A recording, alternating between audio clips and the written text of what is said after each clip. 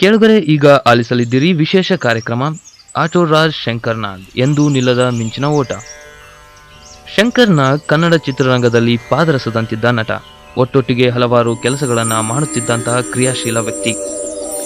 1954 November 5 ಉತ್ತರ ಕನ್ನಡದ ನಾಗರಕಟ್ಟೆಯಲ್ಲಿ ಜನಿಸಿದ ಶಂಕರಣ್ಣ ಕರಾಟೆ ಕಿಂಗ್, ಆಟೋ ರಾಜ್ ಎಂದೆಲ್ಲ ತಮ್ಮ ಅಭಿಮಾನಿಗಳಿಂದ ಕರೆಸಿಕೊಳ್ತಾ ಇದ್ರು.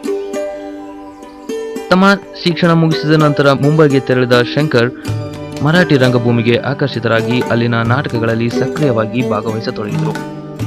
ಅವರ ಬಾಳ ಸಂಗಾತಿ ಅರುಂಧತಿ ನಾಗ್ ಅವರ ಪರಿಚಯ ಕೂಡ ಅಲ್ಲೇ ಆಯಿತು. ಜೊತೆ ಜೊತೆಯಲಿ ಇರುವೆನು ಹೀಗೆ ಎಂದು,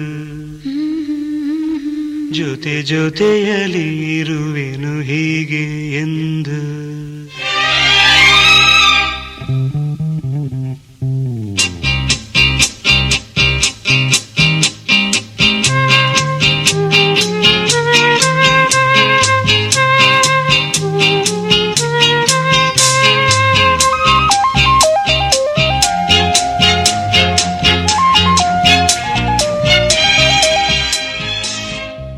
ಕನ್ನಡ ಚಿತ್ರರಂಗದಲ್ಲಿ ಆಗಲೇ ಒಳ್ಳೆಯ ಹೆಸರು ಮಾಡಿದ್ದ ಶಂಕರ್ನ ಹಿರಿಯ ಸೋದರ ಅನಂತ್ ನಾಗ್ ಕನ್ನಡಕ್ಕೆ ಶಂಕರನ್ನು ಕರೆತಂದರು. ಗಿರೀಶ್ ಕಾರ್ನಾಡ್ರ ಒಂದಾನೊಂದು ಕಾಲದಲ್ಲಿ ಚಿತ್ರದ ನಾಯಕನ ಪಾತ್ರ ಹರಿಸಿ ಬಂದಿತ್ತು. ಅಕಿರಾ ಕುರೋಸಾವಾರ 7 ಸಮುರಾಯ್ ಚಿತ್ರದ ಸ್ಫೂರ್ತಿಯಿಂದ ರೂಪುಗೊಂಡಿದ್ದ ಒಂದಾನೊಂದು ಕಾಲದಲ್ಲಿ ಚಿತ್ರದಲ್ಲಿ ಶಂಕರ್ ನಾಗದು ಡೈನಾಮಿಕ್ ಪಾತ್ರವಾಗಿತ್ತು.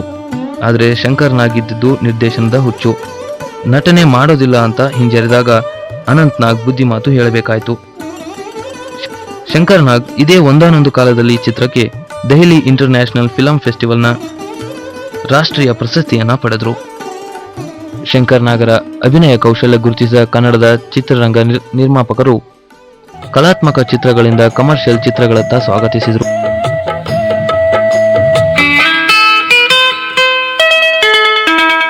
ಗೀತಾಂಜಲಿ ಹಾಲುಗೆಲ್ಲೆಗೆ ಬಾರೆಗಣ್ಣಿಗೆ ನಮ್ಮೂರ ಹೆಣ್ಣಿಗೆ, ಪುಷ್ಪಾಂಜಲಿ ತೊಂಡೆ ಹಣ್ಣಿಗೆ ಬಾಳೆ ದಿಂಡಿಗೆ ದಾಳಿಂಬೆ ಹಣ್ಣಿಗೆ. ಓ ಕನಕಾಂಬರಿ ನೀನು ಬಾರದೆ ಪೂಜೆಗೆ ಹೂವಿಲ್ಲ, ಓ ಶ್ವೇತಾಂಬರಿ ನೀನು ಬಾರದೆ ಉತ್ಸವ ಸಾಗೊಲ್ಲ. ಗೀತಾಂಜಲಿ ಹಾಲುಗೆಲ್ಲೆಗೆ ಬಾರೆಗಣ್ಣಿಗೆ ನಮ್ಮೂರ ಹೆಣ್ಣಿಗೆ. ಶೇವ್ ಮಾಡದಿರೋ ಮುಖ, ಕಪ್ಪನೆ ಕಣ್ಣುಗಳು, ಗಡಸಾದ ಧ್ವನಿ, ಪಾದರಸದಂತ ನಟನೆ, ವಿಭಿನ್ನ ಮ್ಯಾನರಿಸಂನಿಂದಾಗಿ ಕನ್ನಡ ಚಿತ್ರರಂಗದಲ್ಲಿ ಬೇಗನೆ ಉನ್ನತ ಮಟ್ಟಕ್ಕೆ ಬೆಳೆದರು. ಯಾವುದೇ ಸಾಂಪ್ರದಾಯಿಕ ಮಾರ್ಷಲ್ ತರಬೇತಿಯನ್ನ ಪಡೆಯದಿದ್ದರೂ ಶಂಕರ್ ಹೊಡೆದಾಟದ ದೃಶ್ಯಗಳಲ್ಲಿ ಮೈ ಜುಮ್ ಎನ್ನುವಂತೆ ನಟಿಸ್ತಾ ಇದ್ರು. ಹಾಗಾಗಿ ಅವರಿಗೆ ಕರಾಟೆ ಕಿಂಗ್ ಎನ್ನುವ ಬಿರುದು ಬಂತು. ನಿರ್ದೇಶನಕ್ಕೆ ಇಳಿದ ಶಂಕರ್ ನಾಗ್ ನಿರ್ದೇಶಿಸಿದ ಮೊದಲ ಸಿನಿಮಾ ಮಿಂಚಿನ ಓಟ. ಅನಂತ್ ನಾಗ್, ಲೋಕನಾಥ್ರೊಂದಿಗೆ ಶಂಕರ್ ಕೂಡ ನಟಿಸಿದ್ರು. ಈ ಚಿತ್ರಕ್ಕೆ ಉತ್ತಮ ಚಿತ್ರ ಸೇರಿದಂತೆ 7 ರಾಜ್ಯ ಪ್ರಶಸ್ತಿಗಳನ್ನ ಪಡೆದರು.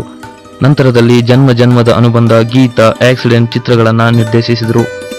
ಶಂಕರ್ ಹಲವಾರು ರಾಜ್ಯ ರಾಷ್ಟ್ರೀಯ ಪ್ರಶಸ್ತಿಗಳನ್ನು ಪಡೆದರು. ಡಾಕ್ಟರ್ ರಾಜ್ ಅಭಿನಯದಲ್ಲಿ ಒಂದು ಮುತ್ತಿನ ಕಥೆ ಚಿತ್ರವನ್ನ ನಿರ್ಮಿಸಿ ನೀರಿನ ಆಳದಲ್ಲಿ ಚಿತ್ರಿಸಿದ್ರು. ಆಕ್ಟೋಪಸ್ ಜೊತೆ ರಾಜ್ ಹೊಡೆದಾಡುವ ದೃಶ್ಯ ಮೈ ರೋಮಾಂಚನಗೊಳಿಸುವಂತಿತ್ತು.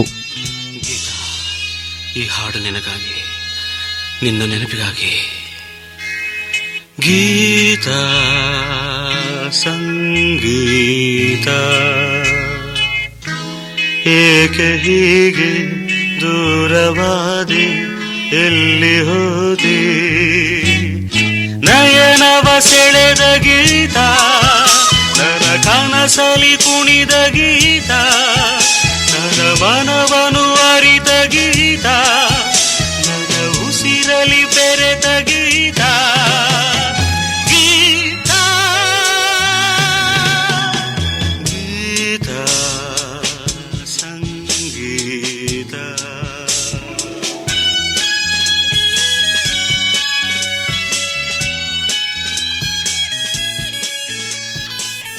ಶಂಕರ್ ನಾಗರ ಸೃಜನಶೀಲತೆ ಕೇವಲ ಸಿನಿಮಾಗೆ ಸೀಮಿತವಾಗದೆ ಧಾರಾವಾಹಿಗಳಲ್ಲೂ ಹರಿಯಿತು.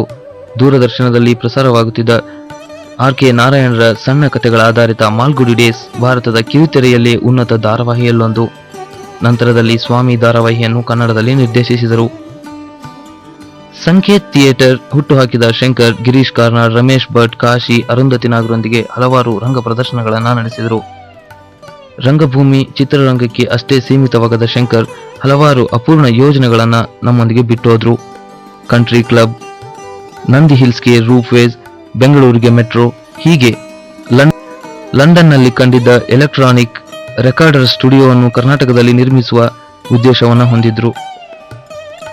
ಸೆಪ್ಟೆಂಬರ್ 30, 1990ರಂದು ಜೋಕುಮಾರಸ್ವಾಮಿ ಚಿತ್ರದ ಚಿತ್ರೀಕರಣಕ್ಕೆ ತೆರಳಿದ ಶಂಕರ್ ವಾಪಸ್ ಬರಲೇ ಇಲ್ಲ.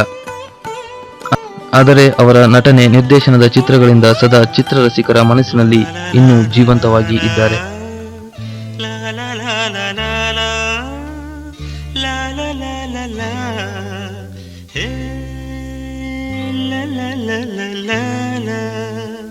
ಕೇಳದೆ ನಿಮಗೀಗ ದೂರದಲ್ಲಿ ಯಾರೋ ಹಾಡು ಹೇಳಿದಂತೆ ಒಂದು ಹೆಣ್ಣಿನ ನೊಂದ ವಿರಹ ಗೀತೆ. ಕೇಳದೆ ನಿಮಗೀಗ ದೂರದಲ್ಲಿ ಯಾರೋ